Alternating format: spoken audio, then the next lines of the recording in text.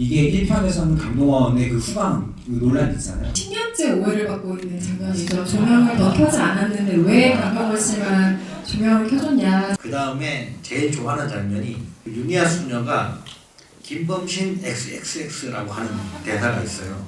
약간 절 욕하는 그런 기분이.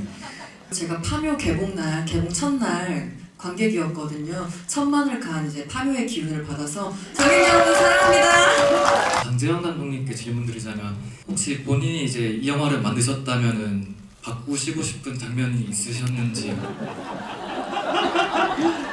네. 제가 하고 싶은 말이 뭐냐면 저 3편 꼭 하고 싶습니다. 진짜 3편에서도 좀 날로 먹고 싶거든요. 검은 수녀들 3탄을 기원하며 네, 뭔가가 저 빼고 다들 지금 3탄을 계획을 하고 계시는 것 같아가지고 위원님 아이디어가 게 생각났는데 유니아의 무덤을 파기 시작하는 거죠. 상당히. 안녕하세요. 오늘 검은 수녀들 특별 관객과의 대화에 오신 여러분 환영합니다. 저는 오늘 진행을 맡은 윤선 기자라고 합니다. 반갑습니다.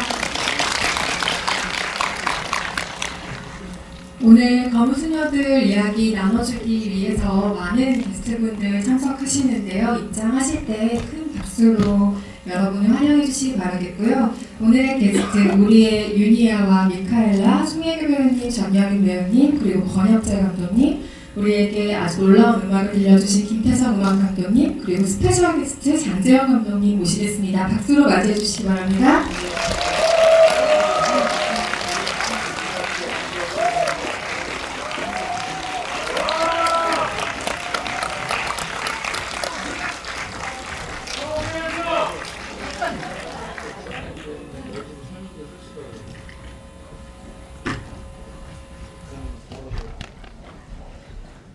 네, 이 관이 사실 GB로 잘 안 나오는 관으로 제가 알고 있는데 워낙 화제작이고 또 정말 많은 팬들을 몰고 다니는 분들의 영화이기에 오늘 특별히 이 관에서 20관 상영하고 GB를 하게 된 것 같습니다. 한 분씩 오늘 오신 관객 여러분께 인사 먼저 부탁드리겠습니다. 순서대로 하실까요? 네. 네, 오늘 어떡하다 불려온 네, 장재현 감독입니다. 예, 오늘 와주셔서 너무 감사드리고요. 재미있는 얘기 좀 많이 나누는 시간이 됐으면 좋겠습니다. 예, 와주셔서 감사합니다. 네, 유니아 수녀 역을 맡은 송혜교입니다. 이렇게 설 연휴에 귀한 시간 내주셔서 감사합니다. 즐거운 시간이 되길 바랍니다. 네, 미카엘라 역의 전여빈입니다. 반갑습니다.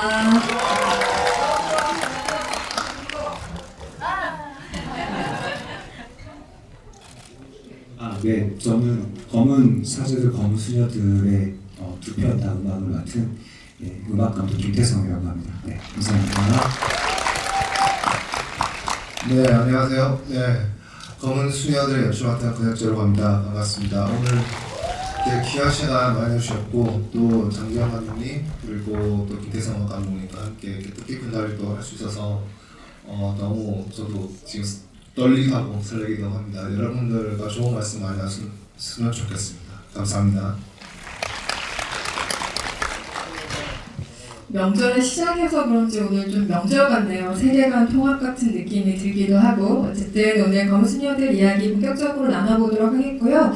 스페셜 게스트로 모신 만큼 이분의 감상으로 저희가 GB의 폼을 열어야겠죠. 장재현 감독님 검은 수녀들 어떻게 보셨는지 일단 전반적으로 간략하게 먼저 듣고 시작할까요? 예,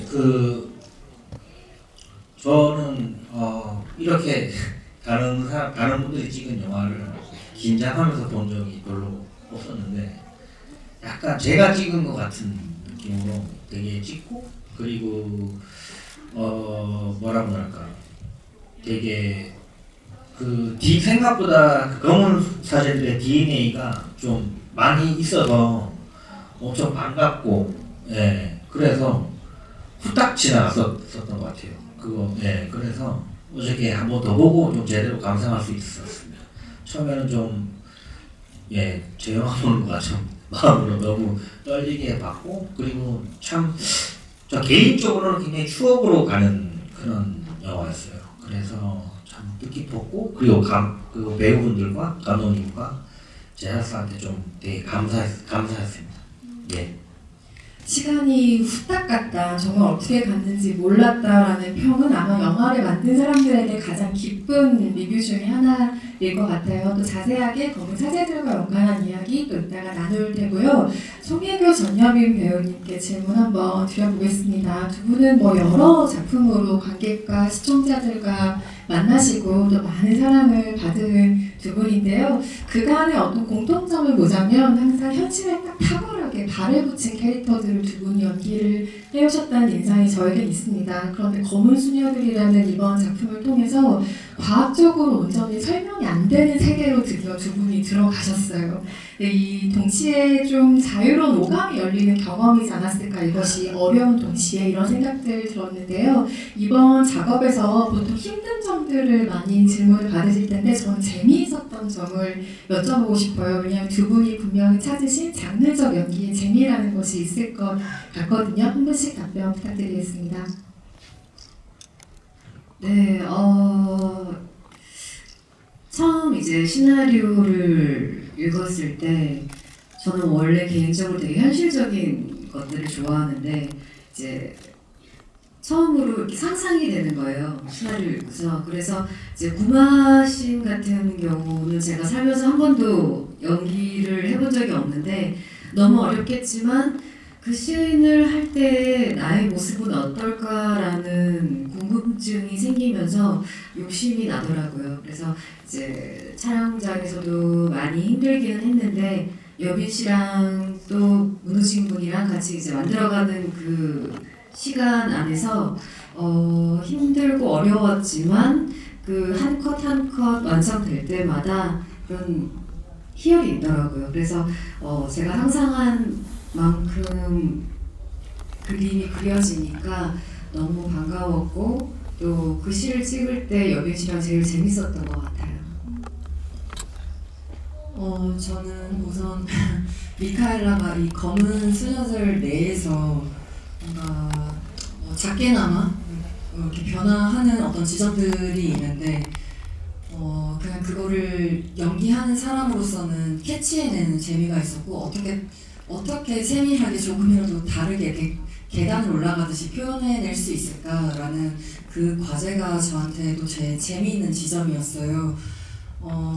예를 들면 처음에 이제 병실에서 AI 같아 이런 이야기를 듣다가도 어느 순간 유니아의 칭찬을 받고서는 너 뭐 잘한다 뭐 이렇게 인정해줄 때 타로 카드를 선보였을 때 있잖아요. 그럴 때는 제가 다 큰 성인이지만 그 미카엘라라는 성인 수녀 안에 한 아이가 그제서야 뭔가 봉인 해제되는 느낌이 들었으면 좋겠다는 생각이 들었어서 그때부터 좀 더 약간 어린 아이처럼 유니아에게 마음을 뭔가 활짝 연 캐릭터를 보여드리려고 했거든요. 근데 그럼에도 불구하고 이제 구마를 할 때는 그녀가 할 수 있는 모든 열심을 어떻게 표현을 하면 좋을까.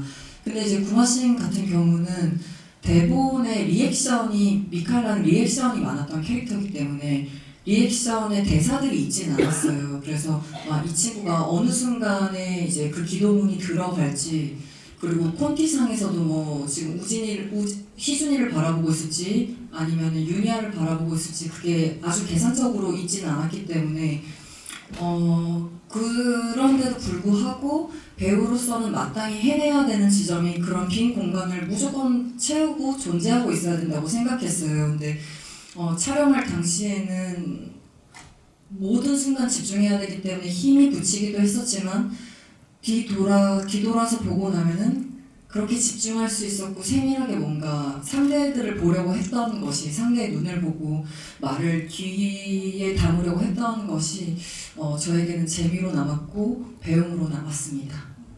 안에 있는 그 어린아이를 봉인해제하려고 했다는 표현이 굉장히 인상적이네요. 권혁재 감독님께는 이런 질문 한번 드려보겠습니다. 현장에서 연출가라는 존재는 전체를 보는 말하자면 오케스트라의 지휘자 같은 역할을 담당을 하지만 한편으로는 또 배우들의 연기를 관객이 보기 전에 가장 최초로 눈앞에서 생생하게 목격하는 관객이라는 점에서 항상 그 시선이 궁금한데요. 현장에서 목격을 하신 이 두 배우의 최고의 순간을 많겠지만 하나씩 꼽아주신다면 어떤 장면들을 꼽으시겠어요?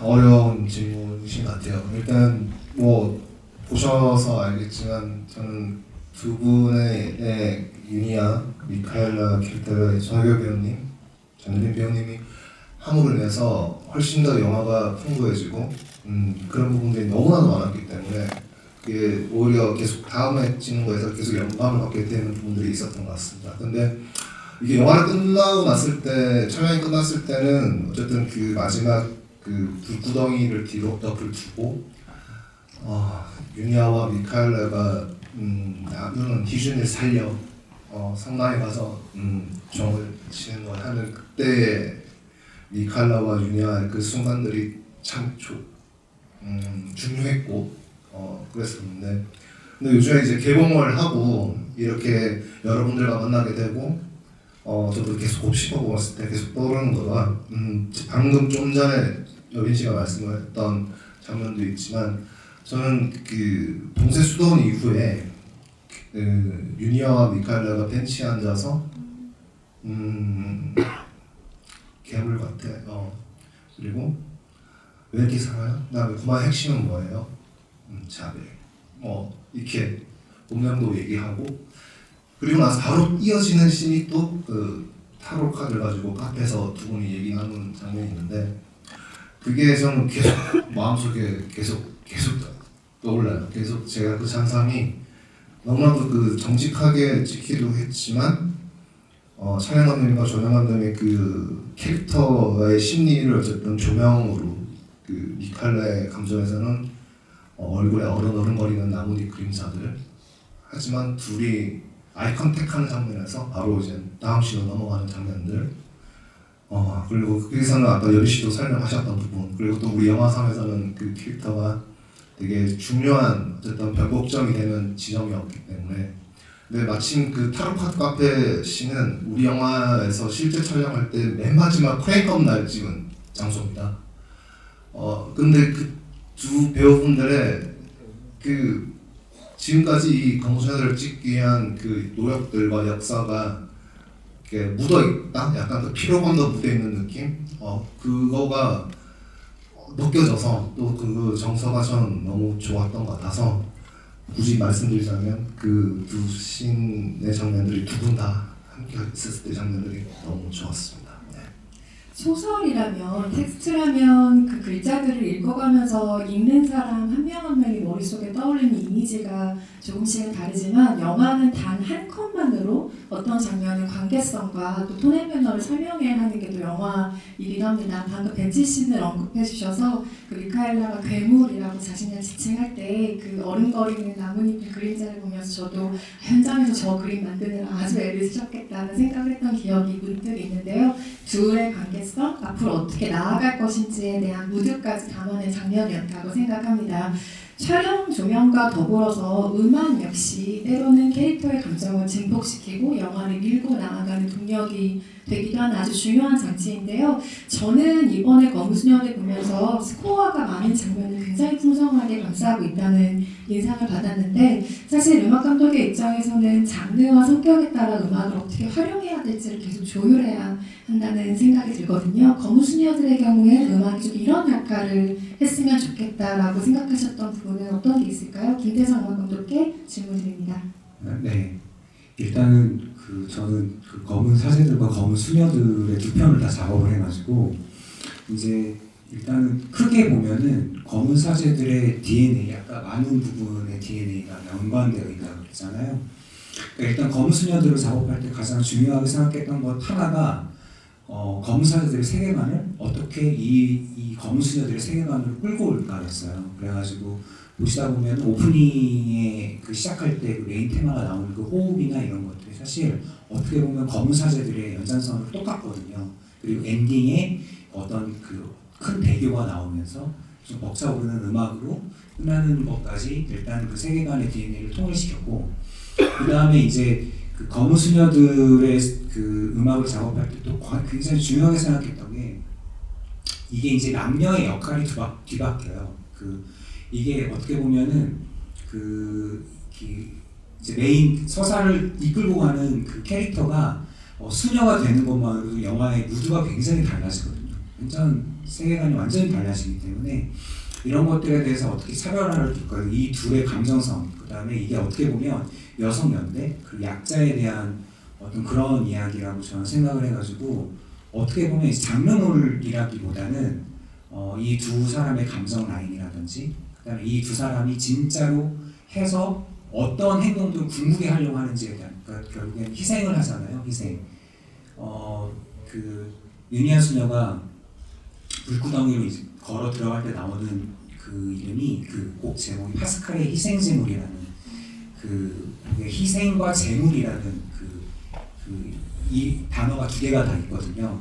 이게 1편에서는 강동원의 그 후광 그 논란 있잖아요. 강동원 배우가 노래를 하면서 막 걸어올 때 썼던 그 음악인데 그때는 강동원 배우가 화면 앞으로 다가오는 때 이제 그 음악을 사용을 합니다. 근데 이때는 윤희아 수녀가 멀어지는 장면에 불구덩이로 들어갈 때 이제 그 음악을 사용하면서 이 사람이 결국에는 자기 몸을 희생을 하면서 한 아이의 생명을 구하려고 하는 가장 그 어떤 걸 표현하려고 어쨌든 이런 이 내면의 어떤 강인한 것들을 표현하려고 음악을 이렇게 작업을 했던 것 같아요. 그래서 그 장르물이라기보다는 감정 라인에 좀 집중을 많이 했던 것 같고 제가 또 제가 그 다른 영화 이야기를 해서도 죄송하지만 82년생 김지영이나 한공주 같은 작업을 하는 마음으로 어떻게 보면 이 검은 수녀들 작업을 했던 것 같아요. 네. 언급해주신 장면 가운데 최부재의 장면은 10년째 오해를 받고 있는 장면이죠. 조명을 더 켜지 않았는데 왜 강경월 씨만 조명을 켜줬냐. 장재원 감독님이 아니다라고 공식적인 답변을 내놓으셨음에도 불구하고 10년째 논란이 되고 있습니다. 사실 이 모든 세계관은 장재원 감독이 11년 전 선보인 단편 12번째 보조사제에서 이만큼의 세계관이 확장이 된 겁니다. 검은 사제들을 지나서 이번 검은 수녀들까지 세계관이 확장이 됐는데요. 정말 남다른 기분이 장재원 감독으로서는 드실 것 같고 사실 그 단편으로 먼저 만들었던 이유가 장편 제작에 좀 어려움들이 있기 때문에 단편으로 먼저 약간 말하자면 샘플링을 하신 셈이었던 거잖아요. 근데 그때와 비교해서 장르적인 허용이 많이 받아들여진 어떤 업계와 관객들의 변화를 좀 감지하고 계시지 않을까 싶어요. 그때와 비교하면 어떤 생각들 드세요? 네, 저도 그때 검은 사제들 개봉했을 때 관객들이 모르겠어요. 저한테 이렇게 몰래 와서 저 사실은 이런 장르 좋아해요. 약간 이렇게 약간 이 장르를 좋아하면 안 될 것 같은 그런 좀 게 있었는데 곡성이라든가 파묘라든가 이런 영화들이 좀 나오면서 이제 좀 커밍아웃된 그런 느낌이 좀 있어요. 그래서 기분이 좀 제가 사회에 이바지를 하고 있는지 잘 모르겠습니다. 말하자면 검은 장르에서 흰 장르로 좀 올라오는 느낌 같은 공식적인 네, 그거가 검은 수녀들이 이제 그거를 딱 도장을 좀 찍어주는 것 같은 느낌이 좀 있습니다. 네, 우리의 윤희아 수녀에게 질문을 한번 드려보겠습니다. 윤희아 수녀를 연기하는 송혜교 배우로서는 아마도 감정을 폭발시키고 계속 드러내는 것보다는 이렇게 올라오는 것들을 계속 누르고 절제하는 게 아마 현장에서 가장 큰 과제이지 않았을까 싶은 생각이 들었는데요. 실제로 윤희아는 그 부마자 안에 악령을 대할 때를 제외하고는 감정을 정말 최대한으로 절제하는 캐릭터라고 느꼈습니다. 그래서 현장에서 혹시 예상 밖으로 감정이 마구 동요했던 순간 있으셨는지 궁금했어요. 각본을 읽으면서 상상했던 때일까요? 이제 보신 분들은 아시겠지만 윤희아 수녀는 전사가 설명이 잘 되어 있지가 않아요. 그래서 윤희아는 왜 그 아이를 살리기 위해서 그런 용감한 선택을 했을까? 그리고 나라면 그럴 수 있을까?부터 시작을 했던 것 같아요. 저는 그래서 나라면 못할 것 같다가 답이었는데 근데 윤희아도 같은 사람인데 어떻게 저렇게까지 용기가 있을 수 있지? 라는 생각을 되게 많이 했는데 수녀니까 할 수 있다 라는 결론으로 이제 일찍이 이제 미카엘라는 본인의 그 트라우마, 본인이 가진 그 영적인 거를 밀어내는 인정하고 싶지 않은 친구이지만 윤희아 수녀는 아주 오래전에 그걸 다 받아들이고 인정을 하고 산 수녀이기 때문에 그렇게 모든 어떤 것들에 흔들리지 않았다라고 생각을 해요. 그래서 그런 생각을 처음부터 가지고 갔기 때문에 촬영하면서 그런 템포를 잘 맞출 수 있었던 것 같아요. 그리고 또 옆에서 여민 씨가 그 호흡을 너무 잘 맞춰주셔가지고 제가 도움이 많이 되지 않았나. 네.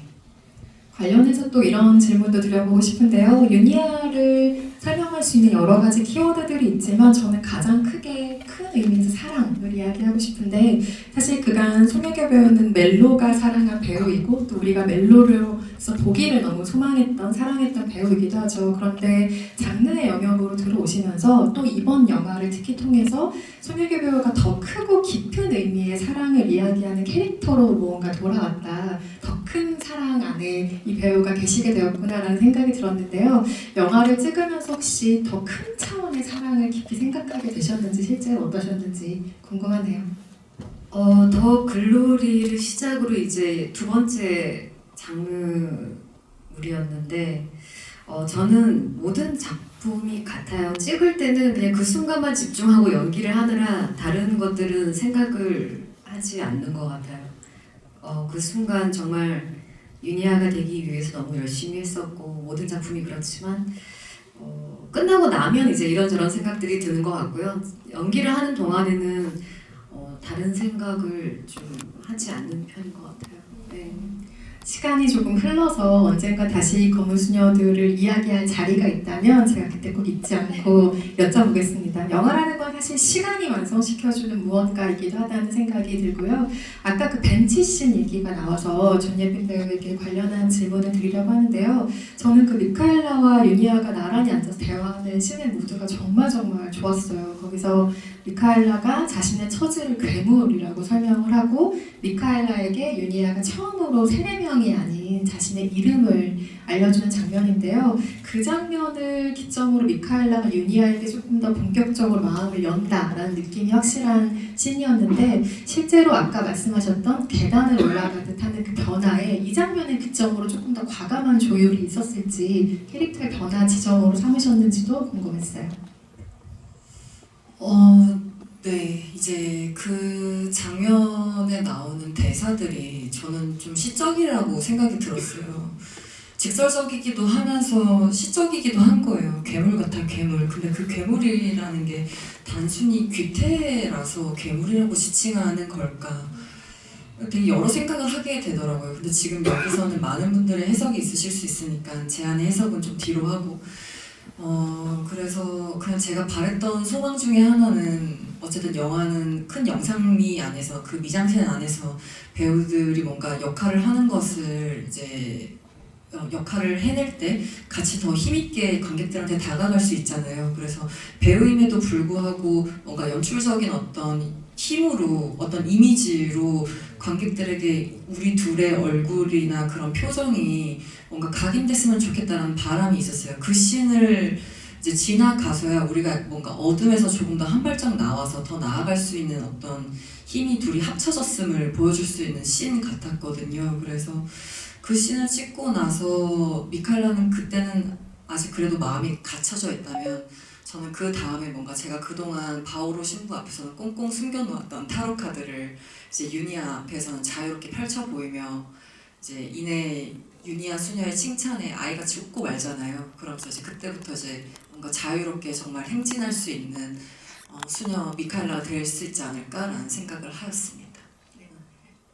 장르 영화 그리고 그 중에서도 오컬트 내 여성 투톱이라는 구도 자체는 한국 영화계뿐만 아니라 사실 뭐 세계 영화계를 다 찾아봐도 사실 전례 없는 귀한 풍경이라는 생각이 듭니다. 그래서 저는 이 영화를 수녀 버디 무비라고 지칭을 하고 싶은데요. 사제들이 아닌 수녀들의 행보였기에 이 영화가 한층 의미를 지니는 점이 있다고 보는데 장재원 감독님은 어떻게 보셨는지 궁금해요. 수녀들이기에 생긴 매력은 무엇일까요?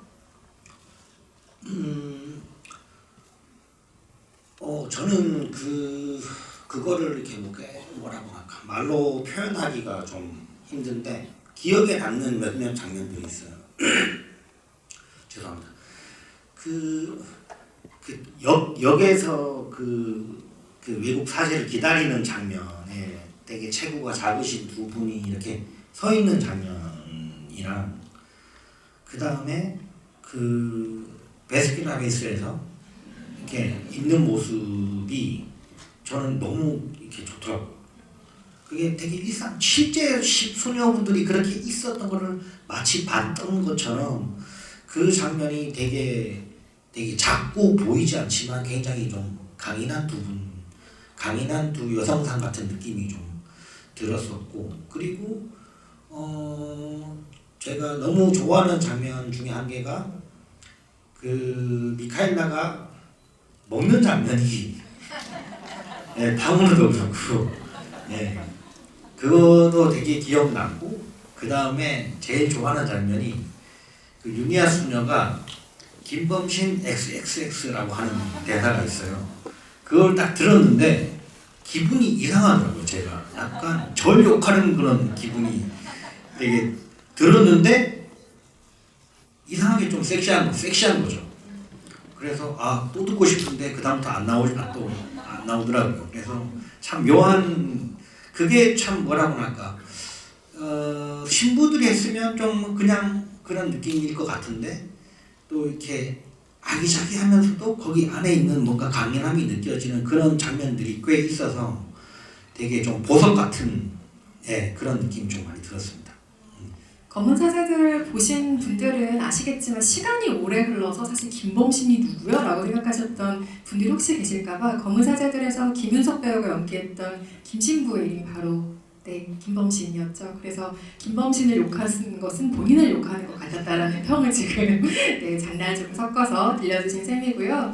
이 영화가 어떤 방식으로 공포를 만들어 가는가도 사실 오컬트 영화로서의 중요한 맥락이었다는 생각이 드는데요. 그 우리가 보통 점프스케어라고 부르는 것이 있죠. 그러니까 깜짝 뭔가 관객을 놀라게 하는 효과를 점프스케어라고 하는데, 그렇게 불필요한 것들을 좀 남발하는 대신에 진득하게 에너지로 조금 무게감을 쌓아 올리는 방식의 오컬트 무비였다는 생각이 듭니다. 그래서 장르적으로 관객이 기대하는 공포의 수준이라는 게 분명히 있잖아요. 그것과 또 연출가의 목표 사이에서 중심을 계속 잡아가야 했던 작업일 것 같은데, 고혁재 감독님 어떠셨는지 여쭤보겠습니다.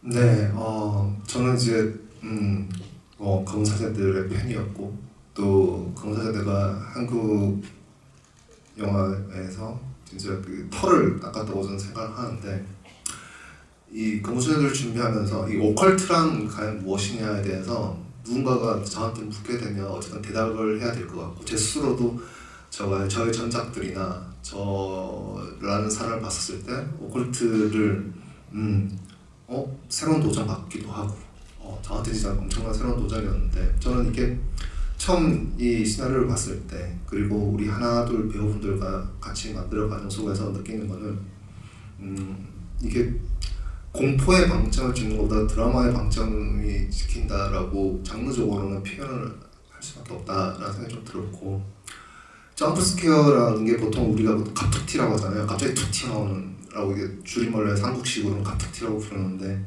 그것도 공포 영화에서는 되게 점프 스퀘어를 잘 쓰고 설계해서 준비한다면은 그건 되게 효과적인 공포 영화의 하나의 부분이라고 생각합니다.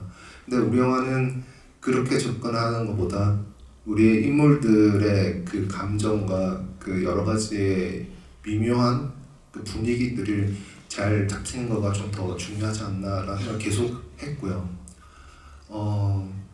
앞서 말씀드렸던 그 진중한 에너지라고 하는 부분들이 결국은 우리 영화는 그 두 수녀의 여성 연대의 힘이 분명히 있는 것 같아요. 이게 영화에서도 분명히 흐르고 있는데, 여기에 대해서는 뭐 얘기 나눌 수 있는 부분들이 되게 많을 것 같습니다. 하지만 제일 중요한 거는 결국 공포라고 하는 것은 어떤 전조가 있고, 어라 저게 뭐지? 그리고 이게 무섭다? 그리고 나서 그 무서운 상황을 빨리 벗어나기 위해서 보통은 와, 야 이렇게 소리를 지르면서 와이를 해서 어쨌든 그 무서움을 해결하려고 하는 그 흐름으로 나가는 것인데, 우리 영화는 유니아 캐릭터도 그렇고 미카엘라 캐릭터도 그렇고, 이미 유니아는 그런 무서움의 전사가 아주 디테일하게 그려져 있지는 않지만 유니아 캐릭터상 뭔가 악령이나 사령들이랑 무서운 일이 벌어졌을 때 그게 대해서 연연하지 않는 강직한 용기가 있는 대담한 인물로 저는 그려진다고 생각합니다. 오히려 진짜 그 건의에 있는 현실의 이 이런 것들이 오히려 더 공포로 와닿을 수도 있겠다는 생각도 들었고, 미카엘라는 어떻게 보면 의사이며 수녀이며 사람들을 구하기 위해서 엄청난 노력을 해왔고 자신의 아픔들을 꾹꾹 답답함을 꾹꾹 담았을 것 같아요. 그 영화 속에서도 룸메이 언니의 귀신들이 나오고 방문 환자가 나오고 했었을 때도 어떻게 미카엘라가 그걸 반응하느냐에 대해서도 원래 여빈 씨랑도 참 논의를 했었는데 그 감정의 미세한 조절에 따라서 미카엘라 캐릭터가 좀 달라지는 부분이 있다고 생각이 들었습니다. 그걸 관객분들한테 놀래키거나 되게 두려움에 떨게 하는 방식으로 접근하기보다 지금 이 캐릭터들이 훨씬 더 개연성이 있게끔 배치되는 거가 좀 더 중요하다라는 생각을 좀 많이 했던 것 같습니다. 그리고 이제 구마호식에서는 검사제들이 굉장히 진짜 설계가 다 되고 잘 집중되어 있는데 그걸 따라가면서 이 두 수녀가 따라가는 것을 비교해보는 재미도 분명히 있을 거고 또 다르게 해석되는 부분들이 또 있을 것이다. 또 우리 검은 수녀들만의 그 연대하는 무속과 연대하는 신성한 경험한 셋 그 부분들이 되게 중요하다고 생각했습니다. 그 연대가 훨씬 더 좀 중요한 에너지로 생각을 했던 것 같습니다. 네. 미세한 조정들이 모여서 하나의 커다란 증폭으로 가는 이 영화의 방식을 조금 더 주목해 주셨으면 좋겠습니다. 영화 안에서 캐릭터를 연기하는 배우의 목소리나 톤이 음악에 고려되는 부분이 분명히 있을 것 같다는 생각이 드는데요. 엔드 크레딧에 또 우리가 유니아 수녀의 아주 성스러운 기도문을 들을 수 있어서 굉장히 기쁜 마음으로 극장을 나서게 되는 작품이기도 한데요. 미카엘라의 네, 미카엘라. 네, 기도문을 읽은 스코어를 거기는 약간 비하인드가 있는데 원래 이제 노래를 같이 하기로 했는데 바빠가지고 노래를 못했어요.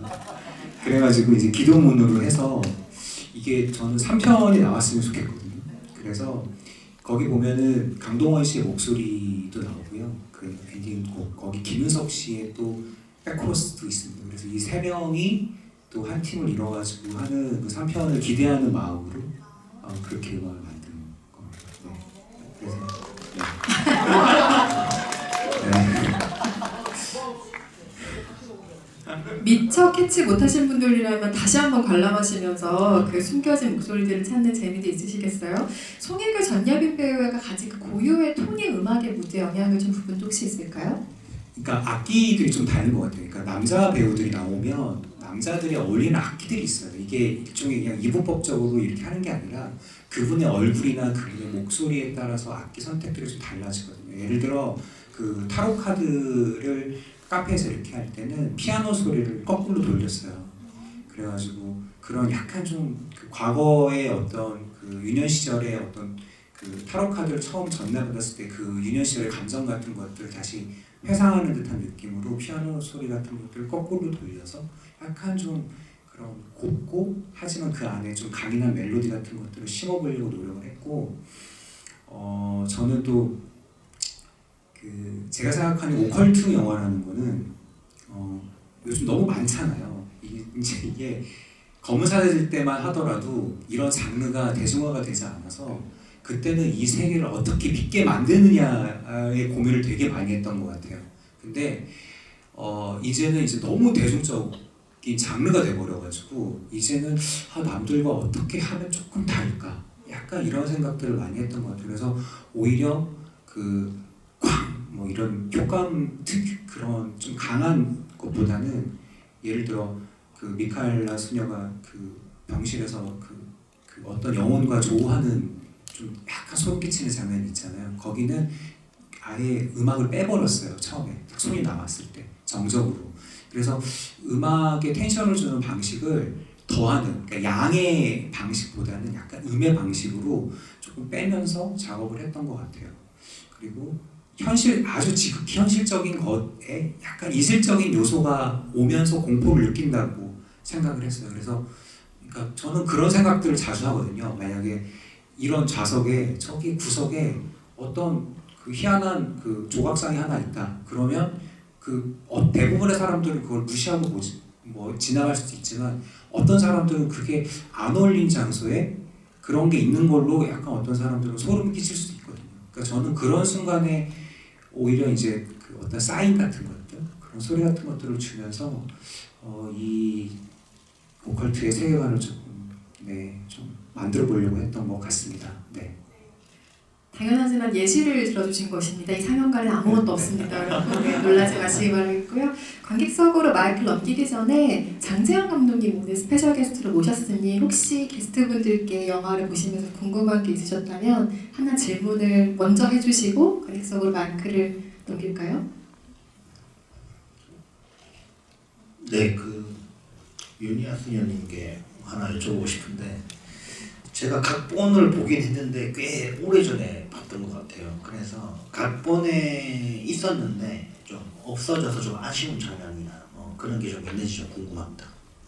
네, 원래 촬영까지 다 마쳤는데 이제 중간에 이제 미카엘라가 제가 함께 하자라고 계속 얘기를 하는데 미카엘라는 그거를 이제 인정하지 않는 그 부분에 있어서 한번 크게 부딪히는 장면이 있어요. 제가 미카엘라에게 이제 도로 한복판에서 화를 내는 장면이 있는데 저는 그 장면이 조금 없어진 것이 조금 아쉽더라고요.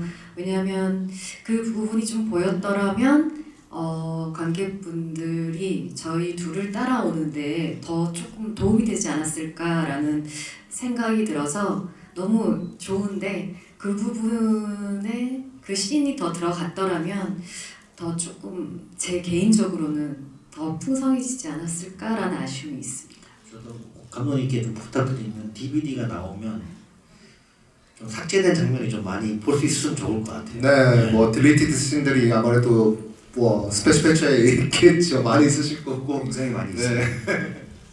네, 그걸 보려면 여러분의 힘이 정말 중요합니다. 네, 확장판이든 무엇이든 볼 수 있는 날이 오면 좋겠고요. 관객 질문 받아보겠습니다. 손 들어주시면 마이크 전달 드릴 텐데요. 저쪽, 네, 앞쪽에 세 번째 줄 사이드에 계신 분께 마이크 전달 드립니다. 네, 안녕하세요. 영화 잘 봤습니다. 감독님이랑 배우분들한테 질문드리고 싶은 게 있는데 영화를 촬영하시면서 이 부분은 조금 관객들이 호불호가 갈릴 수 있거나 좀 오해를 불러일으킬 수 있겠다 하시는 장면들이나 또 그거에 대한 좀 설명을 해주실 수 있는지 그게 궁금합니다. 그러니까 이제 논란이 될 거라거나 뭔가 호불호가 나뉠 수 있겠다라는 거에서는 저는 이제 크게 그 부분보다는 우리 영화만의 색깔이고 개성이라고 저는 생각을 했고 아까도 말씀드렸지만 오컬트지만 또 검은 사제들의 세계관을 공유하는 스핀오프지만 우리 영화는 검은 수녀들 말 그대로 제목에서도 있는 설명되는 검은 수녀들이 한 생명을 구하는 이야기. 근데 그게서 어떻게 받아들일까 관객분들이 그러니까 이 만드는 사람들조차도 이걸 어떻게 받아들일 것인가 이게 막상 성별을 수합해서 만드는 개념이 아니라 이거는 아까도 음악 감독님 말씀드린 그 무드가 그냥 바뀐다가 아니라 여러 의미가 해석할 게 되게 많거든요. 이제 그런 부분들을 저도 제일 고민했던 것 같아요. 이게 연대의 이것이 지금 우리가 지금 여성 연대의 서사 이렇게 볼 수도 있긴 하지만 저는 나중에 그 마지막 구마신에서 솔직히 이 악마의 존재가 굉장히 나쁜 악마가 아이를 그렇게 하거든요. 실제로 우리 영화는 문우진 군이라는 그 배우가 중3, 중2, 중3의 나이로 이 어려운 도전을 한 거거든요.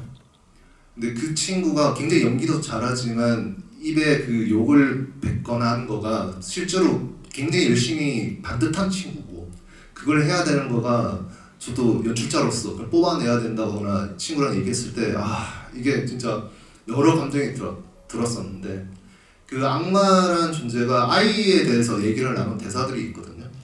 그게 저는 되게 지금 마음이 많이 무거워요. 극장에서. 근데 그거와 다르게 우리 영화는 여성 연대나 이 여성 주인공의 이야기, 오컬트로서의 공포의 부분들 이런 부분들에서 얘기 나눈 거와 넘어서 또 이런 부분들도 저는 좀 얘기가 있지 않을까도 생각했었고 저는 오히려 이제 그런 것들이 좀 고민이 됐던 부분들 있습니다. 그래서 호불호나 뭔가 비하나 이런 것들을 생각하기보다 이 영화 자체 만듦에 있어서 캐릭터에 더 집중하는 데 있어서 더 노력을 하려고 했던 것 같습니다. 예. 네, 제가 지금 객석에 있는 관계자들과 긴밀한 소통을 이어가고 있는데요. 더 많은 질문을 받기 위해서 시간 관계상 네, 양해를 부탁드리고 다음 질문으로 넘어가도록 하겠습니다. 이쪽 중앙에 계신 두 번째 사이드에 계신 네, 관객분께 마이크 전달드립니다. 네, 안녕하세요. 영화 잘 봤습니다. 저는 권혁재 감독님께 질문드리고 싶은데 그 검은 사제들에서는 새끼 돼지의 12형상인 마르바스를 가뒀고 수녀님께서는 이제 악령을 잉태하는 방식으로 영화가 끝이 나는데 마지막에 유니아 수녀 묘비에 적힌 탄생 그게 1983년 개해년 검은 돼지 흑돈의 해라서 혹시 이거 스토리상으로 의도하고 연출하신 건지 궁금합니다. 네, 이상입니다. 네, 마지막 그 묘비 유니아 묘비의 그걸 보시고 지금 생각하시는 거죠. 이제 당연히 이제 그게 이제 돼지 떼를 나오고 그리고 그게 이제 띠라는 거가 어쨌든 당연히 이제 그런 부분들이 이어질 수 있는 해석도 저는 있을 수 있다고 생각했는데 그거를 콕 집어서 우리가 지금 드러내려고는 한 의도는 아니었고 근데 그건 충분히 그렇게 해석될 수 있는 부분도 있다라고 생각을 합니다. 이제 그거는 또 또 하나의 또 해석의 또 재미일 수도 있고 그거는 생각을 했습니다. 예, 그 부분은 이렇게 보실 수 있는 부분도 있겠구나 그런 생각을 했습니다. 네, 눈썰미가 아주 밝은 관객 덕분에 또 이런 정보를 알게 됐습니다. 다음 질문 또 받아보겠습니다. 바로 뒷줄에 두 번째 뒷줄에 계신 분께 마이크 전달드릴게요. 네. 네, 영화 너무 잘 봤습니다. 감독님께 질문 드리고 싶은데요. 권혁재 감독님께 질문 드리고 싶은데요. 그 유니아 수녀의 방이 잠깐 나오는 씬이 있는데 그때 박쥐 다큐멘터리가 나오고 있잖아요. 그때 이제 유니아 수녀가 그저 검은 수녀라는 그런 상징을 보여주는 건지 아니면 또 다른 의미가 있는지 궁금한 점을 좀 여쭙고 싶습니다. 그 유니아 집은 그리고 지금 어쨌든 유니아의 공간이 처음 소개되는 곳인데 지금 말씀하셨던 TV에 어쨌든 정보가 박쥐라는 그 다큐멘터리 EBS 다큐멘터리가 나오다 보니 더 이제 그렇게 생각해 볼 수 있는 것 같은데요. 이제 그런 거가 저는 오컬트의 참 재미인 것 같아요. 근데 그 의도에서 박쥐도 어쨌든 쥐라서 뒤에 보면 우리가 또 쥐도 나오지 않습니까? 귀엽다, 뭐 찌돌이다 이 개념이 아니라 어쨌든 쥐에 그것도 연결될 수 있다 이런 생각도 해봤었고 반면에 그 박쥐라는 거는 어쨌든 음파나 되게 지금 그런 거에 되게 민감한 부분들도 있었고 그런 분위기들 그리고 그러니까 여러 형상들이 지금 힌트가 될 수 있다라는 부분들에서 나올 텐데 근데 이제 그거는 우리에서는 그림으로서나 대사로서 좀 설명되어 있는 건데 조금 다른 페이크적인 혹은 다르게 또 이어질 수 있는 그 경계를 좀 탈 수 있는 친구가 뭐가 있을까 해서 이제 고민을 했었던 걸로 기억합니다. 네, 이번에는 두 수녀 캐릭터에 관련돼서 질문하실 분께 마이크 전달드리려고 하는데요. 손 들어주시면 마이크 전달드리겠습니다. 저쪽 뒤쪽에 손을 들고 계신 관객분께 마이크 전달드립니다.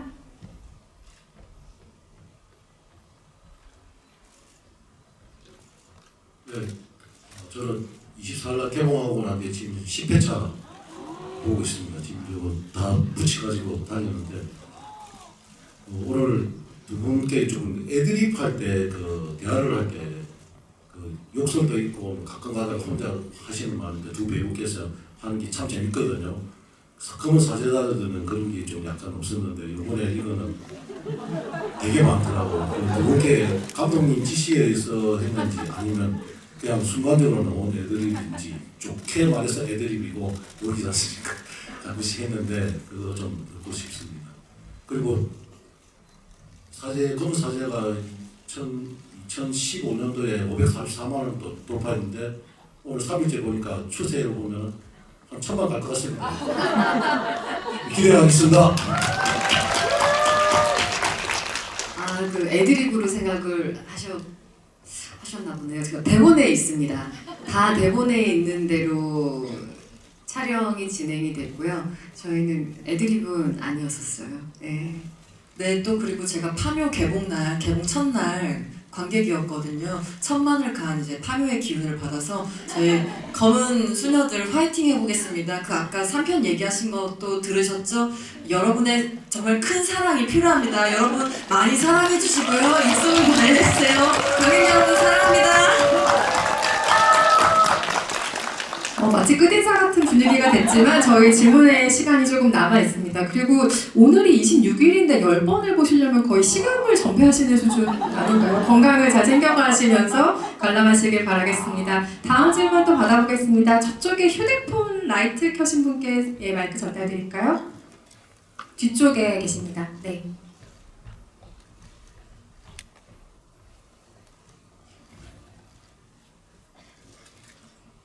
네, 감사합니다. 영화 너무 재밌게 잘 봤어요. 저는 이제 개인적으로 궁금한 게 악마 이름이 이제 나왔을 때 이게 인터넷에 보니까 자막을 보셨다는 분들도 계시고 못 보셨다고 하시는 분도 계시더라고요. 저는 CGV에서 봤을 때 못 봤는데 혹시 이 부분에 대해서 설명해 주실 수 있는지. 네, 그 부분은 제가 설명을 드리자면 뒷부분에 그 희준이가 악마 이제 구마식 할 때 지금 목에 제갈 물력이 있는 부분도 있고 음성 변조가 되어 있는 부분들도 있고 이제 그런 대사에서 특히 라틴어나 외국말 같은 경우에는 자막이 있지만 한국말의 경우에는 자막을 원래 안 달았었어요. 근데 어쨌든 저희가 되게 기민하게 빨리 그걸 준비를 했었고 그 반응들에 맞춰서 지금은 그 부분에 대해서 자막 작업들이 되어 있습니다. 그래서 아마 어제부터 해서는 그걸 자막이 좀 달려 있어서 그 의미가 잘 전달되도록 지금은 그래서 상영 중인 것 같습니다. 미리 그 부분에 대해서는 좀 제가 대표로 양해 말씀드리고 죄송하다는 말씀을 드리겠습니다. 네. 혹시 자막이 없는 버전으로 보신 분이 주변에 계시다면 이 답변을 공식적으로 좀 알려주시기 바라겠습니다. 그래서 이름이 뭐래라고 물어보면 극장에서 확인하면 된다라고 얘기해 주시면 어떨까 싶습니다. 다음 질문 받아볼 텐데요. 이쪽에 계신 분께 질문이라고 패드 들고 계신 분께 전달드릴까요? 안녕하세요. 네, 저는 전효빈 배우님한테 질문 하나 드리고 싶은데요. 이번 이 구마 사건이 미카엘라 수녀 인생에서 큰 터닝 포인트가 됐을 거라고 생각을 해요. 그래서 앞으로 미카엘라 수녀한테 이 유니아 수녀가 어떻게 기억될지 질문 드리고 싶습니다. 그리고 영화 너무 잘 봤습니다. 네, 감사합니다. 우선 제가 생각했던 미카엘라는 자기 자신 안에 어떤 억압도 있고 트라우마도 있지만 어쨌든 뭔가 사회에서 자기를 봐줬을 때 정상적인 어른으로 보이길 바라는 그런 마음이 있었을 거란 생각이 들었어요. 그러니까 귀태로 태어났잖아요. 자기가 어른이 되지도 않은 어린아이인데도 불구하고 이미 뭔가 정체성이 굳어져 버린 사람들에게 그렇게 불리는 사람으로 태어나져 버렸기 때문에 성인이 되고 나서는 그냥 어떤 평범한 사람으로 보이고 싶어 했었던 사람이었을 것 같아요. 근데 그거는 즉 자기 자신을 속이고 숨기는 사람이라고 생각했거든요. 근데 그러면서 유니아를 만나게 되면서는 유니아에게 한 생명을 살리기 위해서 자기 모든 걸 던지고 달려가는 이 솔직한 유니아를 만나고 나서는 물어보잖아요. 우리 괴물 같다고 왜 그렇게까지 하냐고. 그랬더니 이제 유니아가 자기의 진짜 이름 난 강성애야 라고 이름을 밝히잖아요. 그러니까 그때 이제 미카엘라는 자신의 존재 자체를 그냥 직면하라고 들었을 것 같아요. 그냥 자신의 존재를 정말로 직시하고 바라보고 그냥 나 자체로 살아낼 수 있는 그런 용기를 바라보는 것. 그래서 유니아 수녀를 그렇게 어쨌든 보낸 이후로는 더욱더 직면하려고 살았을 것 같고 유니아가 생명을 살리기 위해서 달렸던 그 길을 미카엘라도 그 누구보다 진심을 다해 유니아를 마음에 품고 달리지 않을까라는 생각을 해봤습니다. 네. 마음 아이의 어린아이를 품었던 미카엘라가 이번엔 유니아를 품고 달린 어떤 풍경을 기분 좋게 상상하게 됩니다. 마지막으로 스페셜 게스트 장재환 감독님께 세계관에 관련해서 궁금한 점이 있다 하시는 분께 마이크 전달드리겠습니다. 저쪽 뒤쪽 사이드에 계신 분께 드립니다. 안녕하십니까. 장재환 감독님께 질문드리자면 혹시 본인이 이제 이 영화를 만드셨다면은 바꾸시고 싶은 장면이 있으셨는지. 네.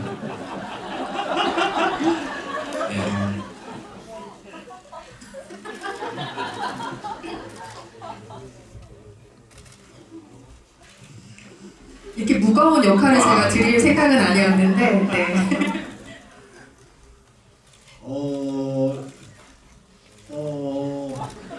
참 어려운 질문이네요. 예. 근데 저는 만약에 했으면 유니아 수녀를 조금 더 겁이 좀 있는 수녀로 좀 했을 것 같긴 해요. 그리고 그 미카엘라 수녀도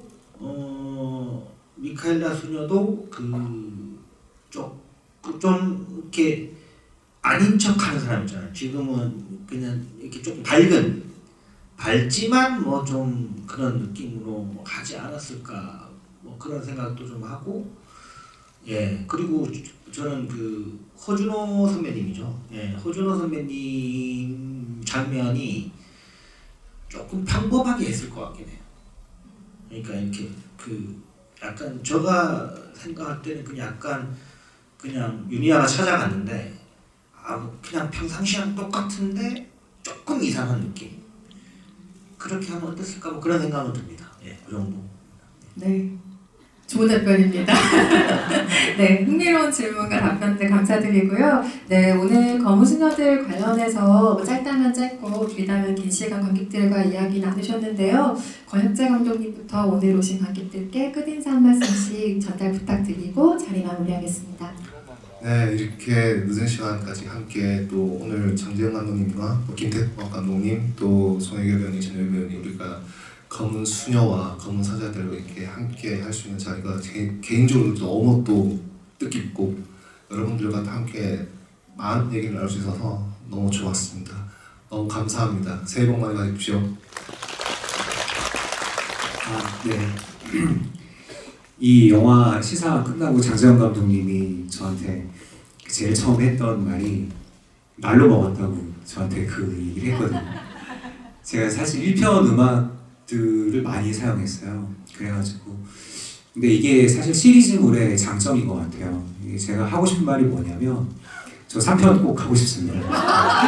진짜 3편에서도 좀 날로 먹고 싶거든요. 그래서 3편에 아마 이제 진짜 계획대로만 잘 만들어진다면 되게 또 희한한 그림들이 나올 것 같아요. 소녀 한 명과 또 신부 2명이 또 등장하는 되게 멋진 영화가 하나 나올 것 같으니까 진짜 이번 이 검은 수녀를 많이 사랑해 주시면 또 이 3편이 곧 제작에 들어갈 수도 있다라는 말씀을 또 드리고 좀 많이 좀 봐주시면 좋겠습니다. 네, 감사합니다.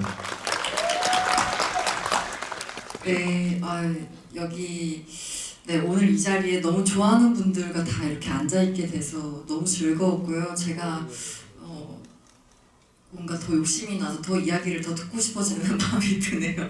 그래서 빨리 끝나서 너무 아쉬운 것 같고 우선 검은 수녀들 이렇게 큰 명절 앞두고 함께 자리해주시고 경청해주시고 그래주셔서 너무나 감사드립니다. 새해 복 정말 많이 받으시고요. 검은 수녀들 3탄을 기원하며 수녀들이 아니겠다 뭐라고 해야 될까 검은 네 그렇습니다. 검은 네 아무튼 오늘 집에 안전히 귀가하시고요. 오늘도 감사합니다.